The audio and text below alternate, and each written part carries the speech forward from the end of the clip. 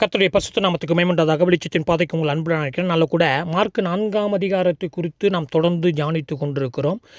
அப்போ இதற்கு முன்பாக வழி அருகே விழுந்த விதையை குறித்து, வழி அருகே விழுந்த வசனத்தை குறித்து ஆண்டவராக இயேசு கிறிஸ்து கொடுத்த விளக்கத்திற்கு சில உதாரணங்களோடு நாம் ஒப்பிட்டு பார்த்தோம். இன்றைக்கு சில விதை, ரெண்டாவது காரியம், சில விதை அதிக மண்ணில்லாத கற்பாறை நிலத்தில் விழுந்து போயிடுச்சான். இப்போ இதுக்கு ஆண்டவர் விளக்கம் கொடுக்குறா பாருங்கள் நேரடியாக. அதிக மண்ணில்லாத கற்பாறை நிலத்தில் விழுந்த விதையாகப்பட்டது அப்படியே வசனத்தை கேட்டவுடனே அதை சந்தோஷத்தோடு ஏற்றுக்கொண்டு, ஆனால் தங்களுக்குள்ளே வேர் கொள்ளாதபடியால் கொஞ்ச காலம் மாத்திரம் நிலைத்திருக்கிறார்கள். ஆனால் அதுக்கு பிறகு என்ன நடக்குது பாருங்களேன். வசனத்தின் நிமித்தம் உபத்திரமும் துன்பம் உண்டானவுடனே இடரல் அடைகிறார்கள். இவர்களே கற்பாறை நிலத்தில் விதைக்கப்பட்டவர்கள்.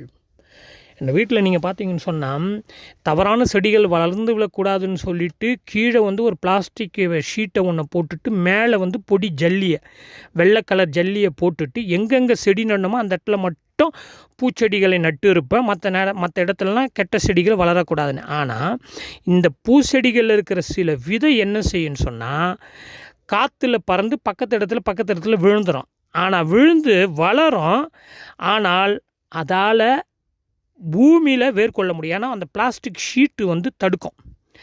அப்போ அப்படி விழுந்து முளைகின்ற செடிகளை நான் அப்படி கையை வச்சு அப்படி வந்தோடனே வெளியே வந்துடும். ஏன்னா அதனுடைய வேர் முழுமையாக உள்ளே செல்லவில்லை, ஈஸியாக பிடிங்கிடுறோம். அப்போ அப்படிப்பட்ட உதாரணத்தை தான் இங்கு ஆண்டவராக இயேசு கிறிஸ்து பதிவு பண்ணுறாரு. நன்றாக கவனிங்க.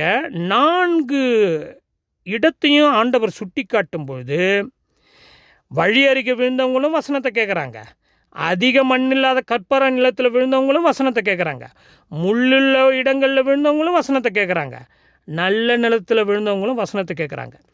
இன்றைக்கு இப்படி எல்லாரும் வசனத்தை கேட்குறாங்க தான். சில வேளைகளில் நீங்கள் பார்த்தீங்கன்னு சொன்னால், வசனத்தை ஆர்வமாக கேட்பார்கள், ஆர்வமாக சொல்லுவார்கள், ஆர்வமாக கைத்தட்டுவார்கள், ஆர்வமாக ஆர்ப்பரிப்பார்கள், ஆர்வமாக துள்ளி குதிப்பார்கள். நல்லது. ஆனால் பிரியமானவர்களே, இதை ஒருபொழுதும் ஆண்டவர் கண்டு மயங்கிவிடப் போவதில்லை. ஏன்னா வசனத்தை கேட்ட உடனே அதை சந்தோஷத்தோடு ஏற்றுக்கொண்ட கூட்டத்தை குறித்து ஆண்டவர் பேசுகிற. சந்தோஷத்தை தான் ஏற்றுக்கொள்கிறாங்க. சிலர்லாம் ரொம்ப உற்சாகமாக சாட்சி சொல்லுவாங்க. ஞானஸ்தானத்துக்கு பலர் பயங்கரமாக சாட்சி சொல்லுவாங்க, சிலர் அழுதெல்லாம் சாட்சி சொல்லுவாங்க. ஆனால் அப்படி சாட்சி சொன்னவங்க காணாமல் போயிட்டாங்க. இன்று என்னுடைய வாழ்க்கையில் பலரை நான் பார்த்துருக்கிறேன், காணாமல் போயிட்டாங்க. திருச்சபையில் காணாமல் போயிட்டாங்க, வாழ்க்கையில் காணாமல் போயிட்டாங்க, இடறி போயிட்டாங்க. தவறான சவகாசம், தவறான உறவு, தவறான ஒரு கள்ள உறவு, தவறான ஒரு வேலை, தவறான ஒரு சம்பாத்தியம், தவறான ஒரு நோக்கம், இப்படி பலர் இடறி காணா போய்விட்டார்கள். ஆனால் தேவன் சொல்லுகின்ற காரியத்தை நன்றாக கூர்ந்து கவனிப்போமானால் சந்தோஷத்தோடு தான் ஏற்றுக்கொண்டார்களாம். ஆனால் தங்களுக்குள்ளே வேர் கொள்ளாதபடியால், இங்கே தான் பிரியமானவர்கள இண்டிவிஜுவல் ரெஸ்பான்சிபிலிட்டியை குறித்து ஆண்டவர் பேசுகிறார். ஒவ்வொரு கிறிஸ்தவனுக்கும் புரிஞ்சிக்கணும். 2 மணி நேரத்தில் சபையில் இருக்கிற போதகர் உனக்கு ரெஸ்பான்சிபிள் அல்ல, புரிஞ்சிக்கோ. சிலர் சொல்லுவாங்க, நானே அதை என் காதால் கேட்டிருக்கிறேன், நான் தான் உனக்கு ரெஸ்பான்சிபிள்னுவாங்க. உண்மைதான். தேவன் கிருபையாக பிச்சையாக உனக்கு ஒரு பொறுப்பை கொடுத்தாரு. ஆனால் அந்த பொறுப்பை இன்றைக்கு அதிகார வர்க்கம் பல ஏழை மக்களையும், பல தாழ்வாக நிலையில் வேலை செய்கிற மக்களையும், குறைவான சம்பளம் வாங்குகிற மக்களையும், நிறத்தின் அடிப்படையிலும், மொழியின் அடிப்படையிலும், இடத்தின் அடிப்படையிலும், அவர்களுடைய இருப்பிடத்தின் அடிப்படையிலும், இன்றைக்கு தமிழகமாக இருந்தாலும் சரி, வெளிநாடாக இருந்தாலும் சரி, அதிகார வர்க்கத்தில் இருக்கிறவர்கள் காண்பிக்கின்ற பார்ஷாலிட்டியும் வேறுபாடும் போதகர் மத்தியிலும், மூப்பர்கள் மத்தியிலும், பாஸ்டர்கள் மத்தியிலும் கொஞ்சம் நஞ்சம் அல்ல. குடும்பத்தில் இருக்கிற வாரிசுகளுக்கு ஒரு நீதி, திருச்சபை மக்களுக்கு ஒரு நீதி, பணக்கார விசுவாசிகளுக்கு ஒரு நீதி, ஏழை விசுவாசிக்கு ஒரு நீதி. அநியாயம் அட்டூழியம் பண்ணுவான், பாவம் செய்வான், அவனுக்கு பிரசங்க பீடத்தை கொடுப்பாங்க. கண்கூடாக பார்த்துருக்கிறேன். எனவே பிரியமானவர்களே, இங்கு தெளிவாக சொல்லுவது, தங்களுக்குள்ளே வேர்கொள்ளாதபடியால், தங்களுக்குள்ளே வேர்கொள்ளாத சாட்சி இல்லாதவர்களாம் இன்றைக்கு பொறுப்பு கொடுக்கப்பட்டிருக்கிறது. வாரிசுகள் என்ற பேரில், பணம் கொடுக்கிறார்கள் என்ற பேரில், உறவுகள் என்ற பேரில். ஆனால் தங்களுக்குள்ளே அவர்கள் வேர் கொண்டார்களா? நல்லா யோசித்து பாருங்களேன். கொஞ்சம் காலம் மாத்திரம் நிலைத்திருக்கிறாங்களா? கொஞ்சம் காலம் மட்டும், அப்படி கொஞ்ச நேரம் மட்டும் அவர்கள் அப்படி பார்க்கலாம், அப்படி இருப்பாங்க. ஆனால் நிலைத்திருக்கிறார்களா? அதுதான் நான் அடிக்கடி சொல்லுவேன். ஆரம்பத்தை வச்சு யாரையும் பாராட்டி பேசி விடாதீர்கள்.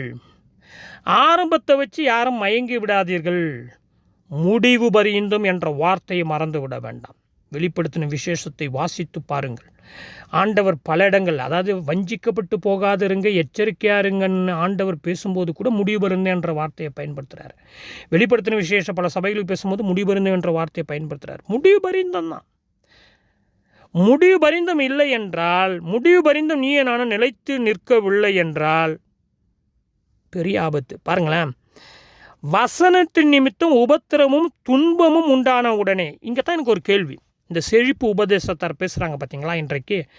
அடுத்தது பிஸ்னஸில் எப்படி டெவலப் ஆகணும், அதாவது பிஸ்னஸ் டெவலப்மெண்ட் கோச்சிங் கிளாஸ் நடத்துகிற மாதிரி இன்று போதகர்கள் பண ஆசை பிடித்த நபர்கள், அதாவது நீ எப்படி பிஸ்னஸ் பண்ணி பெருகலாமா. ஆனால் பிரியமானவர்களை, இன்றைக்கு நேர்மையாய் பிஸ்னஸ் பண்ணி பெருக முடியுமா என்றால் இல்லை. அரசாங்கத்தை ஏமாற்றி, இன்சூரன்ஸ் கம்பெனியை ஏமாற்றி, வரியை ஏமாற்றி, அது நடிகர்களோ விளையாட்டு வீரர்களோ இல்லை அரசு துறையில் இருக்கிறவங்களோ ப்ரைவேட் செக்டாரில் இருக்கிறவங்களோ ஒப்பித்தால் நடத்துகிறவங்களோ இல்லை கடை வச்சு நடத்துகிறவங்களோ இல்லை கன்ஸ்ட்ரக்ஷன் செக்டாரில் இருக்கிறவங்களோ இவங்கெல்லாம் நீங்கள் பொறுக்கி பார்த்தால் 100 அங்கு இங்கு நல்ல உள்ளங்கள், நல்ல மனிதர்கள் நேர்மையாக உண்மையாக இருக்கிறார்கள், மறுக்கவில்லை. ஆனால் 99% என்ன நடக்குதுன்னு சொன்னால் நெருக்கப்படுறாங்க. அதாவது வசனத்தின் நிமித்தம் உபத்திரம் துன்பம் உண்டான உடனே அப்படின்னா, நீ வசனத்தின் நிமித்தம் சத்தியத்தின் நிமித்தம் உண்மையாக வாழ ஆரம்பிச்சின்னா கண்டிப்பாக சொல்கிறேன், உபத்திரமும் அனுபவிக்கலாம், துன்பத்தையும் நம்ம அனுபவிக்கலாம். அதனால்தான் தேவ பக்தியாய் நடக்கிறவர்களுக்கு துன்பம் அப்படி என்று பவுல் சொல்லுகிறார். தேவனுடைய ராஜ்யத்திற்கு நாம் உபத்திரம் வழியாக, துன்பத்தின் வழியான, ஆண்டவர் சத்தியத்தை பேசுனதுனால தான் யாருமே அவர் கூட இல்லை. அப்பம் கொடுக்கும் போது இருந்தாங்க, அற்புதம் செய்யும் போது இருந்தாங்க, ஆனால் சத்தியத்தை பேசும்போது இருந்தாங்களா? இல்லை. அப்போ இன்றைக்கு சபைகள் மத்தியில் ஆட்டத்துக்கு, பாட்டத்துக்கு, கொண்டாட்டத்துக்கு, கல்யாணத்திற்கு, திருமணத்திற்கு, டான்ஸு போடுவதற்கு, மியூசிக் போடுவதற்கு, பதவிக்கு இப்படி கூட்டங்கள் இருக்கிறது. ஆனால் தேவனுடைய சத்தியத்தின் நிமித்தம் துன்பம் அனுபவிக்க, சத்தியத்தின் நிமித்தம் உபத்திரவப்பட இன்று கூட்டம் இருக்கிறதா என்றால் இல்லை. அப்போ சத்தியத்தின் நிமித்தம், வசனத்தின் நிமித்தம் துன்பமும் உபத்திரமும் வரும்போது இடரல் அடையாமல் இருப்பது தான் நிலைத்து நிற்கிற வாழ்க்கை. இவர்கள் கற்பாறையில் நிலத்தில் விழுந்த விதையா. உபத்திரமும் துன்பமும் வசனத்தின் நிமித்தம். அப்போ வசனத்தின் நிமித்தம் உபத்திரம் துன்பம் வருமா என்றால் வரும். பொய் பேசாமல் உண்மையாக இருக்கணும்னு சொன்னால், இன்றைக்கு இருக்கிற பல போதகர்கள் இவ்வளவு செல்வ செழிப்போடு ஆடம்பரத்தோடு இருக்க முடியுமா என்றால் முடியாதுன்றான் நான். அவ்வளோ பொய், அவ்வளோ புரட்டு, அவ்வளோ மக்களை ஏமாற்றி வஞ்சகம் இந்த ஆன்மீகத்தில். கிறிஸ்தவ ஆன்மீகம், அது மற்ற ஆன்மீகம், எல்லா ஆன்மீகத்திலும் தான் இப்படிப்பட்ட காரியங்கள் நடந்து கொண்டிருக்கிறது. பாருங்கள், ஆன்மீக தலைவர்கள்லாம் எவ்வளோ செல்வ செழிப்போடு இருக்கிறாங்கன்னு பாருங்கள். இவர்கள்னால் வசனத்து நிமித்தம் உபத்திரமும் துன்பமும் இவர்கள் படவில்லை. புரிந்து கொள்ளும் சத்தியத்தை. நான் 90கள்லாம் 95கள்லாம் 85கள்லாம் நான் ஊழியர்களோடு பயணித்த, அன்றைக்கு இருந்த ஊழியர்களோடு பயணித்த பார்க்கும்போது ரொம்ப எளிமை. உணவில் துன்பம் உபத்திரவம், உடையில் துன்பம் உபத்திரவம், போக்குவரத்தில் உபத்திரவம் துன்பம், உடலில் துன்பம். யோசித்து பாருங்கள், அன்றைக்கு இருந்த ஊழியர்கள். ஆனால் நிலைத்து நின்றார்கள். ஆனால் இன்றைக்கு வசனத்தை விற்று விட்டார்கள். எனக்கு உபத்திரம் வேணாம், துன்பம் வேணாம், ஒன்லி செழிப்பு, ஒன்லி கிருபை, ஒன்லி ஆட்டம் பாட்டம் கொண்டாட்டம், அப்படியே போய் நேராக பரலோகத்துக்கு முடியவே முடியாது. இது அதிக மண்ணில்லாத கற்பாறை நிலத்தில் விழுந்த விதை. இப்போ நீ நானும் எந்த கேட்டகரியில் இருக்கிறோம்? வழி அருகே விழுந்த விதையாகிறோமா, மண்ணில்லாத கற்பார் நிலத்தில் விழுந்த விதையாகிறோமா. இந்த 2 குரூப்பு எங்கே இருப்பாங்க? சபையில் தான் இருப்பாங்கன்றேன் நான். வெளியிலலாம் போய் தேடாதீங்க. நீங்கள் வெளியிலலாம் இப்போ தேட வேண்டிய அவசியம் இல்லை. ஏன்னா இவர்கள் வசனத்தை ஏற்றுக்கொண்டாங்க. கொஞ்ச காலம், நல்லா கவனிங்க, கொஞ்ச காலம் மாத்திரம் நிலைத்திருக்கிறாங்களாம். அப்போ கொஞ்ச காலம் எங்கே நிலைத்திருக்கிறாங்க? சபைக்குள்ளே தான். அடுத்தது என்னென்னா, தங்களுக்குள்ளே வேர்கொள்ளியாம். அப்போ இண்டிவிஜுவலாக வேர்கொள்ளணும். காற்றடித்தாலும், புயல் அடித்தாலும், மழை அடித்தாலும் வேர்கொள்ளுகின்ற மரம் அசையாமல் நின்று கனியை கொடுக்கும். அப்படிப்பட்ட கிறிஸ்தவளா தேவ வசனத்தை இருதயத்தில் பதித்து ஸ்ட்ராங்காக நிற்கணும். சகல நற்கிரிகளுமாகிய கனிகளை தர வேண்டும். அதுதான் நம்மளுடைய வளர்ச்சி, அதுதான் சபையின் வளர்ச்சி. கர்த்தர் கிருபை செய்வாராக. ஜெபம் செய்வாங்க. அதிகமாக நேசிக்கிற பரலோக பிதாவே, ஆண்டவரே, வசனத்தை சந்தோஷமாக ஏற்றுக்கொள்வது மாத்திரமல்ல, கொஞ்ச காலம் மாத்திரம் நிலைத்து நிற்பது மாத்திரமல்ல, வசனத்தின் நிமித்தம் உபத்திரவம் துன்பம் வந்தாலும் இடராதபடி உண்மை சத்தியம் நேர்மைக்கு பாடுபட்டு எப்படிப்பட்ட உபத்திரவம் துன்பம் வந்தாலும் அதை சகித்து பொறுத்து வசனத்தை என்னுடைய இருதயத்தில் வைத்து நிலைத்து நின்று முடிவு பறிந்தும் உமக்கு பிரியமாய் பாத்திரராய் நடந்து உம்முடைய ராஜ்யத்தை சுதந்திரத்துக் கொள்ள எனக்கும் எங்களுக்கும் கிருபை செய்வீராக. ஆண்டவராகிய இயேசு கிறிஸ்து நாமத்தினால இந்த ஜெபத்தை எடுக்கிறோம் நல்ல பிதாவே. ஆமென்.